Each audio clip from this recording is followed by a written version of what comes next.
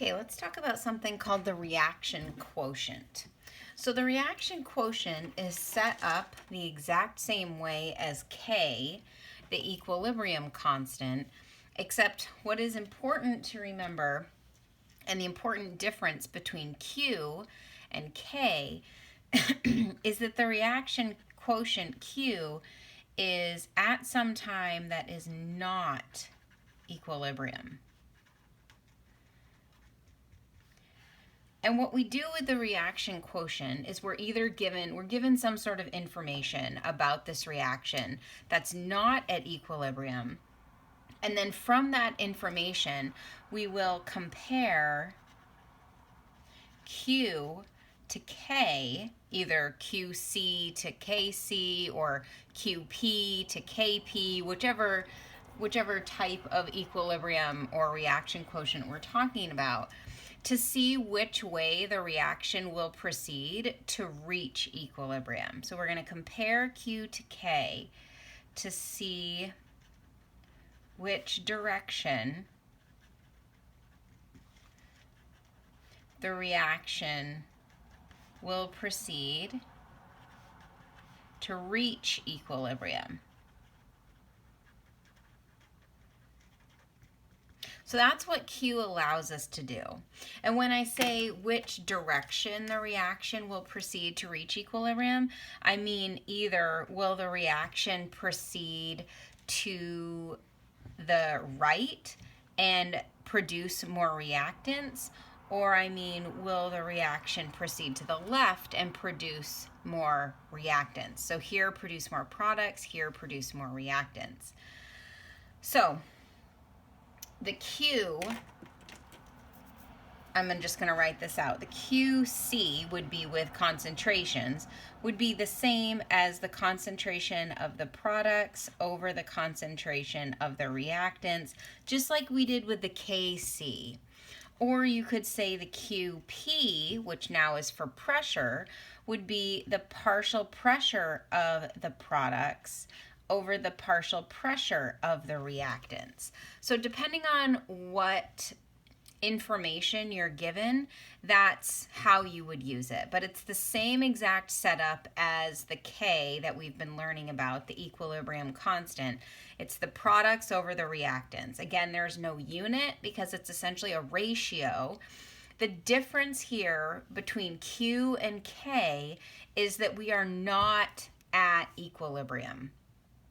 So once we calculate whatever Q is, then we're going to compare it to K.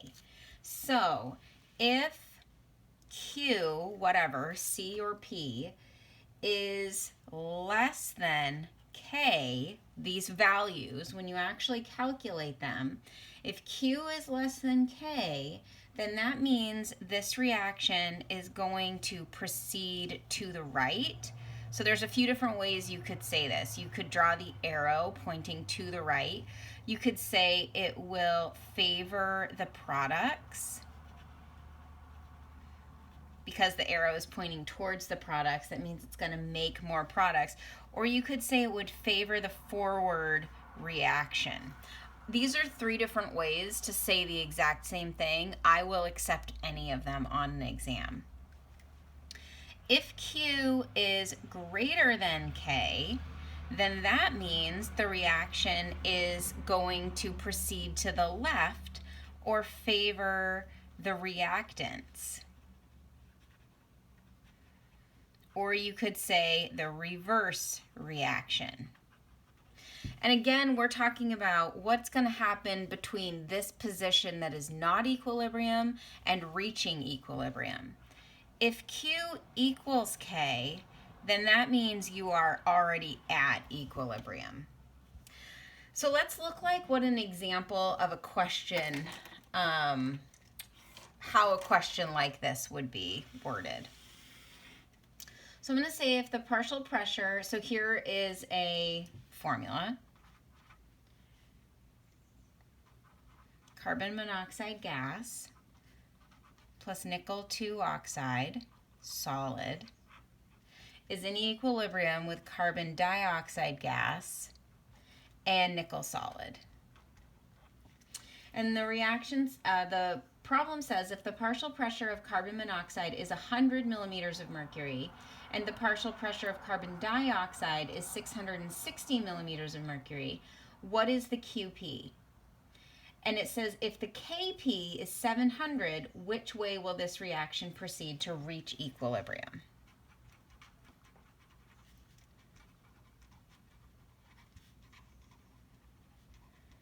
So if the partial pressure of carbon monoxide is 100 millimeters of mercury and the partial pressure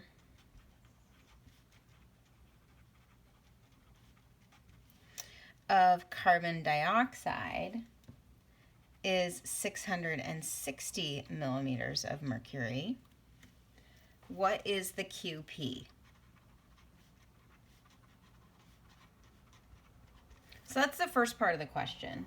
The next part of the question says, if the KP is 700, which way will this reaction proceed to reach equilibrium?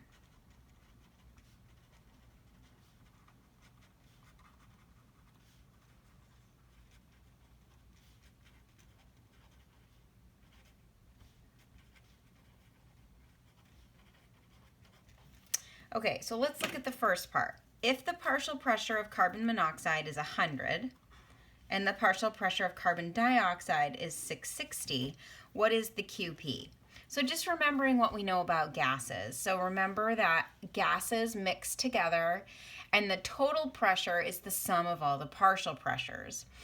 Here we're given the partial pressures of the two gases. So let's just write the reaction quotient. Let's just write QP equals the partial pressure of the products, which is the partial pressure of carbon dioxide, over the partial pressure of the reactants, which is carbon monoxide. Now the units here don't matter because remember this is just a ratio. If we were solving for the KC from the KP, remember you would have to convert it into atmospheres because when you use this formula to convert between pressure and concentration, you use the ideal gas law constant, and because that has a unit of atmospheres in it, you would need to convert it. We're not converting anything here, so you can leave it in whichever unit you see. So let's do this. So the QP is going to be the partial pressure of carbon dioxide, so 660, over the partial pressure of carbon monoxide, 100. And you can put these units here if you want. They're going to remember the Q and the K. Neither of them have any units. So we're going to say the QP equals, it's going to be 6.6, and there's no unit technically because this only has one significant figure. I'm going to say QP equals 7.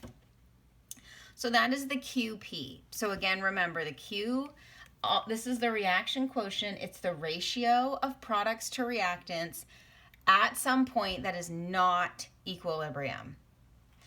So this one says if the KP is 700, that is the ratio of products to reactants at equilibrium. Because remember, K is at equilibrium, Q is anything that's not equilibrium. So if the KP is 700, which way will this reaction proceed to reach equilibrium? So if the KP is 700 and the QP is 7, well, that means the KP is greater than the QP. So let's see what that tells us.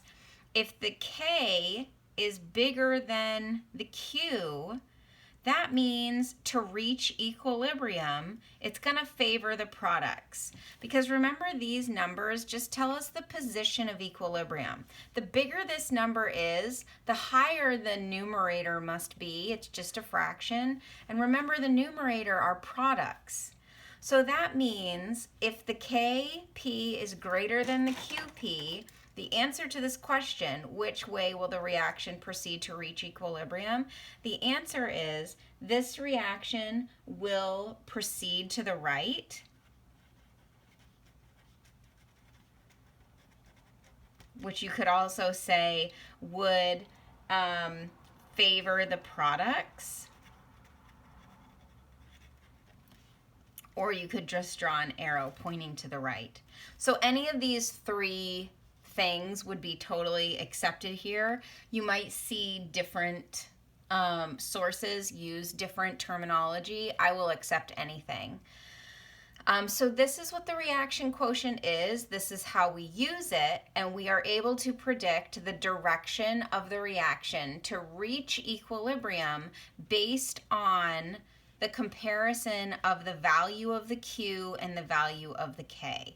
And again, this can be applied to any of the types of the equilibrium constants that we're going to be talking about, and the Q. So remember, we have KC, KP, KA, KB, KW, KSP. So you also could have Qs for each of these. You can have the QC, the QP, the QA, QB, QW, QSP. The difference between Q and K is that Q is not at equilibrium and K is at equilibrium.